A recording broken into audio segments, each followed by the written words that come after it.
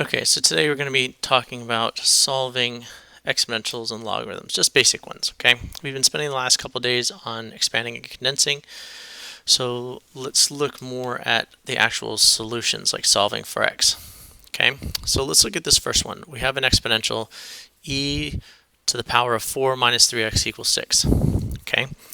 Now, if we're solving for x, okay, finding the solutions, we need to isolate x, okay?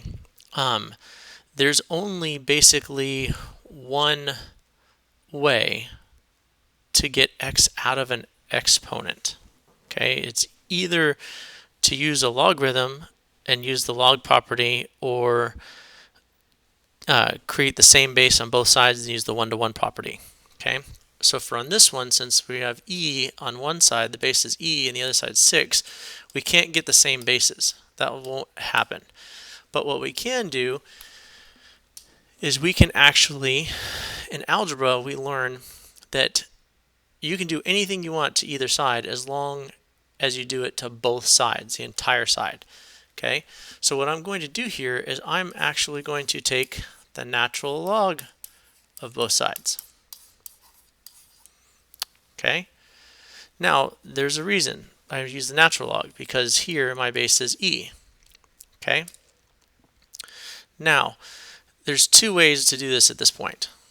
Okay, so the first way is to use the property that says this, log base a to the x equals x, the inverse property. Since the natural log is base e, and I have log base e to the power of this, I'm going to be left with this on the side. 4 minus 3x equals the natural log of 6. And then it becomes real easy. We subtract 4 on both sides. So we get negative 3x equals the natural log of 6 minus 4. Divide both sides by negative 3. And we get x equals the natural log of 6 minus 4 over negative 3. And that is our answer. Okay, and you can plug it in calculator and you get a value. Okay, it's an approximate. This is the actual answer. If you plug in the calculator, you get approximate. Okay, so that's one way of doing it. The other way of doing it is using the other property of logarithms, the power property. Since we have a log with this in its power, we can move it out front. So you could have done it this way and done 4 minus 3x here, natural log of e equals 6. And then you could have used that property that the natural log of e is 1. So this becomes 1.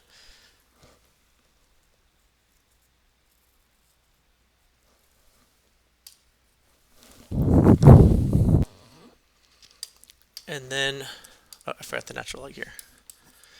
And then you end up basically back here, and you start from there. And of course you get 4 minus 3x equals the natural log of 6, and then you solve and you still get to there. So you could have done it either way. Depending on how you see the problem, you could go either way.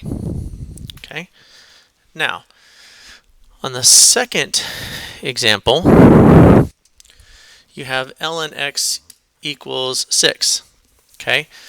So for this one, we're going to have to, when we go to solve, we're going to have to use its exponential form. So remember, the natural log is the same thing as log base e. So this is log base e of x equals 6. And then using that fact that this to that power equals that, we therefore get x equals e to the 6th power. And that is your answer. And that turns out to be a very big number. Again, it's going to, if you plug it into the calculator, you can figure it out. But that'll be a rounded number because you'll have to round the decimals because it'll have decimal points. And that's my answer.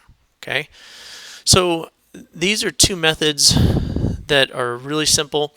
Either changing it to its exponential form when you start with a log, or if you start with an exponential, use its logarithm to move x out of the power. and solve it that way. Okay, but there is also another category of logarithms to solve. Okay, and it's using the one-to-one property. Okay, the one-to-one property basically says that when you have a log equal to a log like this, okay, when these are the same on both sides, again, it's that idea that if this is the same as this, then for these two to be equal, this also has to be equal to that.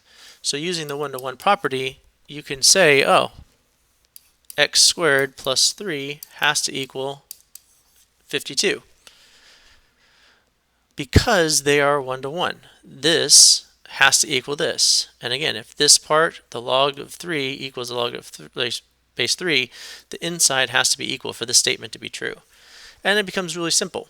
You get x squared equals 49 because they subtract 3 from both sides, and you get x equals plus or minus 7. Okay?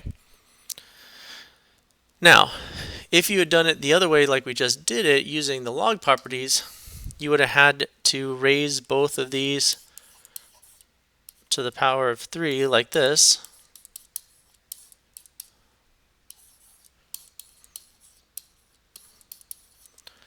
And again, using this property that a to the log base a of x, the inverse property this way, that means basically you end up here because this and this are inverses, so you end up with x squared plus 3 equals 52.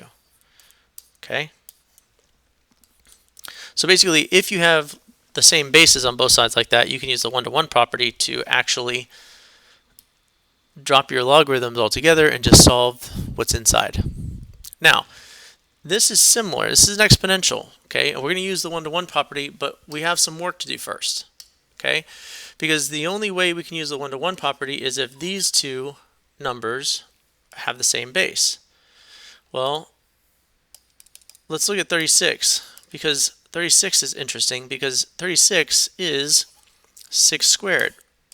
So basically, this is 6 squared to the power of x plus 1 equals 6 to the x plus 6. Okay? So all I did was change 36, to 6 squared.